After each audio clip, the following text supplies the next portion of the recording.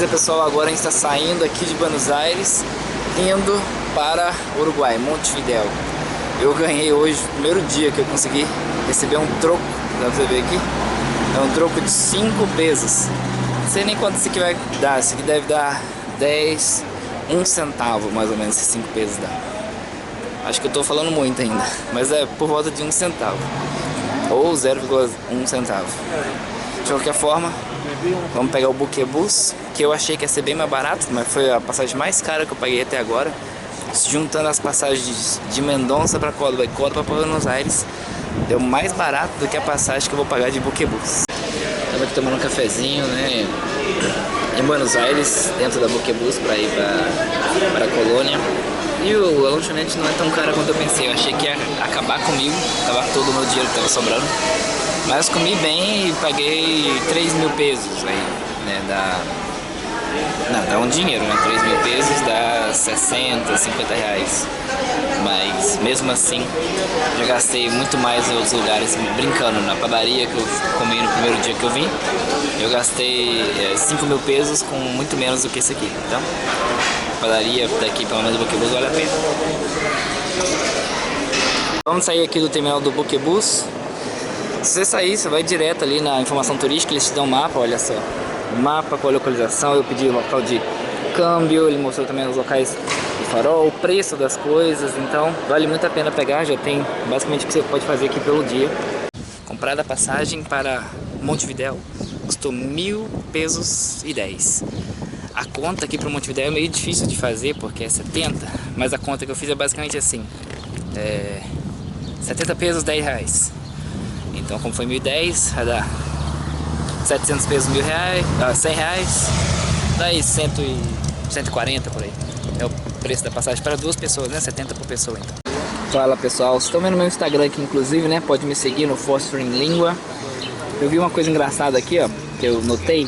Tá vendo o sal aqui? Tá com arroz, né? Igual no Brasil, pelo menos a maioria das partes que eu conheço. Vocês me digam aí se não é assim na sua região.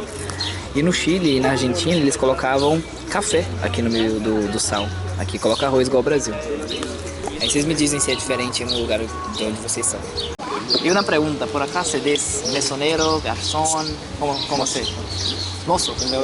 Ah, dale. 99% da vez. Dale, gracias. Buen día, yo voy a querer un completo para mí. Un completo puede ser con café expreso, té negro o cortado. Cortado es 50 y leche. 50 mixturado. Puede ser el café. ¿Un café solo? Solo. Perfecto. Sin azúcar, por favor. Y un sándwich gratinado Gratinado. con un cappuccino italiano. Perfecto. O Uruguai consegue entender o português? Cara, total. Tanto que eu tava no restaurante, comecei a falar com um cara em espanhol, do nada ele falou pra mim frango, pollo, que é frango, né? Aqui no caso é pocho, mas do nada ele falou pra mim, é frango essa aí, é um frango X. Ou seja, eles estão totalmente acostumados com o sotaque brasileiro, tanto que eu comecei a falar, eu já soube que eu era brasileiro, e eles entendem perfeitamente, até traduzem bastante das palavras. Ah, o espanhol e o português é parecido? Claro, muito parecido. Mas quando você vai para coisas específicas, tipo de carne, tipo de corte, o nome da abóbora, por exemplo, que acho que é calabaça, aí as coisas mudam totalmente. Uma coisa, por exemplo, para você pedir coxa de frango ou peito de frango, chama um quarto de pollo.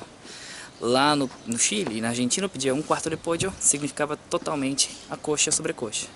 Aqui você tem que falar que é um quarto de pollo de cima, a pechuga, né, o peito, ou um quarto de pollo na parte de baixo, que é a sobrecoxa e a coxa. Isso é coisa que você vai só aprender no espanhol na hora que você for fazer mesmo.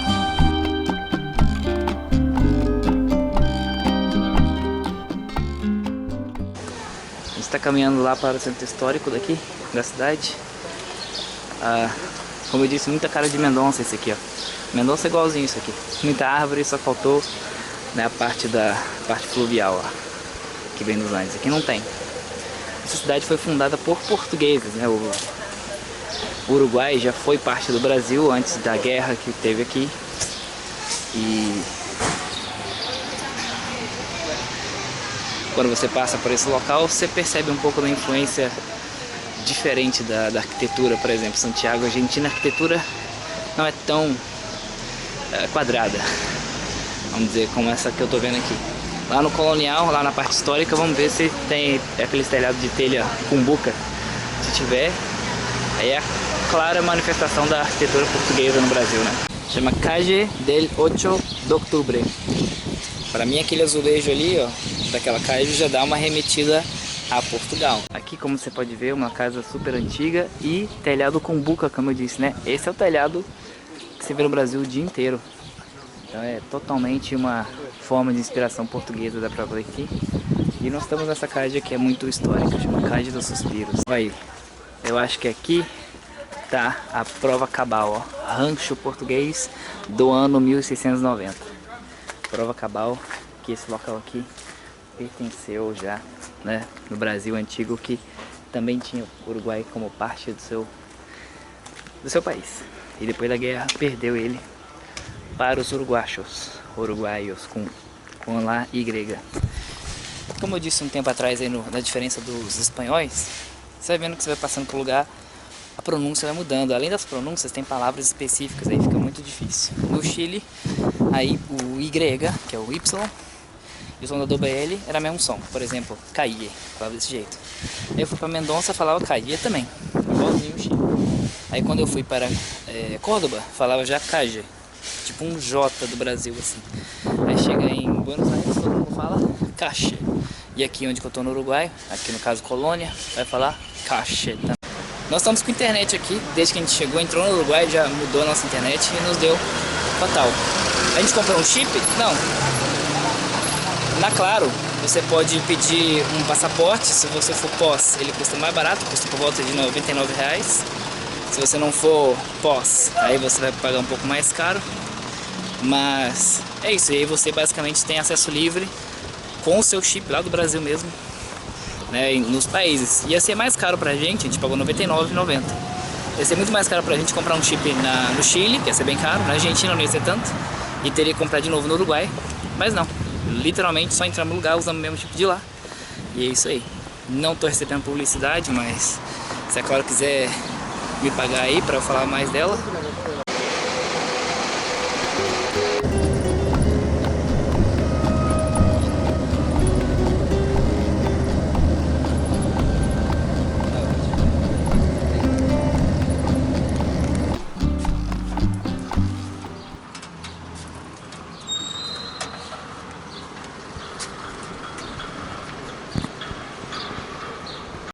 Nós estamos aqui dentro do Palácio Salvo, um palácio de Montevidéu, cheio de história. Eu vou falar um pouco do palácio, um pouco também de Montevidéu e um pouco do filme El Dirigible. Atrás você pode ver o edifício, o Palácio Salvo. É o seguinte, o filme O Dirigível, El Dirigible, vou colocar uma fotinha aqui, você vai ver basicamente essa fachada que você está vendo aqui com o dirigível. Foi um filme que foi criado em 94. Foi o filme mais famoso aí do Uruguai, né? Vamos dizer assim, o filme que teve mais prêmios, mas também teve dificuldade de entender, porque é um filme super cult, assim.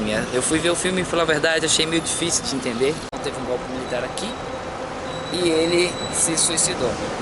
33. Em 34, bem em cima desse prédio, aqui passou um dos dirigíveis muito famosos, que chama Graf. Tem uma foto do dirigível e no filme ele faz ele junta a ideia do dirigível e da morte desse rapaz. E o filme meio que quer dizer que a morte desse cara, o suicídio desse cara contra o golpe militar, e no caso que não teve muita repercussão e o golpe continuou, foi por causa que alguma coisa atrapalhou na comoção da população uruguaia. E aí ele faz essa brincadeira com o dirigível. O dirigível foi o que fez as pessoas não prestarem atenção num dos seus líderes políticos se suicidar, né? E deixar a ditadura acontecer. É interessante, escrito mercado de pulgas. É a mesma coisa em inglês, flea market. Flea é pulga em inglês, né? Que seria no Brasil o tal do brechó. Legal, interessante. Eu acho que os uruguaios entendem português total, né? Todos aqui da capital não muito, mas todos, sim. É uma língua assim, na fronteira já é nativa. A fronteira da fronteira. Em Ribeira e Livramento Eu não gosto. Desde pequeno. Dale. Aqui, por exemplo, dizem propina ou gorjeta? Que eu vi os dois. Ah, propina, sim, os restaurantes mais aqui na volta lá. Mas se você falar gorjeta, eles entendem. Como eu disse, no Uruguai, eles conseguem entender o português tranquilo. Montevidéu, então, é um hub de brasileiro. Olha só, tá ouvindo música? Brasileira a música aí agora. Olha, vamos pagar em efetivo. Bien. Vea, por mi acento, no lo pensas que es yo soy, por mi acento. De Brasil. Dale, muy fácil. Passando por dentro aqui, você chega no Teatro Solis. A maioria dos brasileiros vão olhar para essa palavra e vai falar solis, né? Por causa do Brasil, sol. Mas aí vamos 3 palavras do espanhol que tem diferença na sua tônica. Primeiro essa aqui, solis, em vez de solis. No, aliás, não existe O com acento no espanhol, só existe O. Solis. A outra palavra herói, em vez de herói, é herói. E a outra palavra magia, em vez de magia, magia. A gente vai comer agora o pancho. Tanto na Argentina quanto aqui no Uruguai, pancho é hot dog, é cachorro quente, né? Na verdade no Chile se chama de hot dog e aqui você chama ele de pancho. Esse pancho que eu pedi aqui é o pancho do lugar onde a gente está. Você consegue ver, é uma loucura, mas é um hot dog. Então as 3, magia em vez de magia, herói em vez de herói e solis ao invés de solis.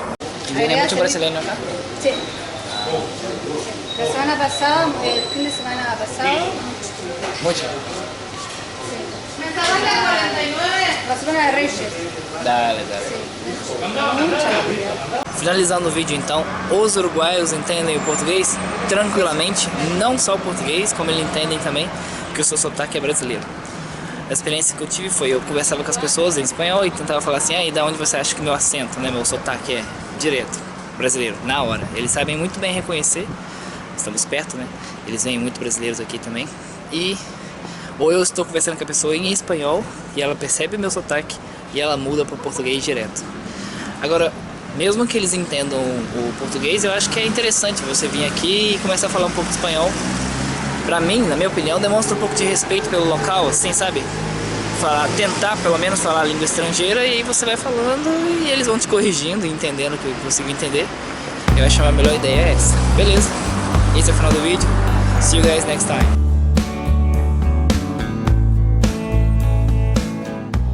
É a hora que a gente vai partir pro Brasil de volta. Aqui na rodoviária, por enquanto, a melhor rodoviária que eu já vi. Ganhou da rodoviária de Santiago, ganhou da rodoviária de São Paulo, ganhou da rodoviária de Buenos Aires. Essa rodoviária aqui de Montevidéu é a melhor rodoviária que eu já vi até agora. Uma dica aí pra vocês vão ver que na rodoviária que vocês estiverem andando aqui, que todo lugar você vai te cobrar pra você carregar seu celular. Mas se você for lá no pátio de comida gourmet que tem lá no final, você vai ver que lá também, lá na banqueta tem um monte de tomada de graça, e lá você pode comer, né, e também carregar seu celular tranquilamente.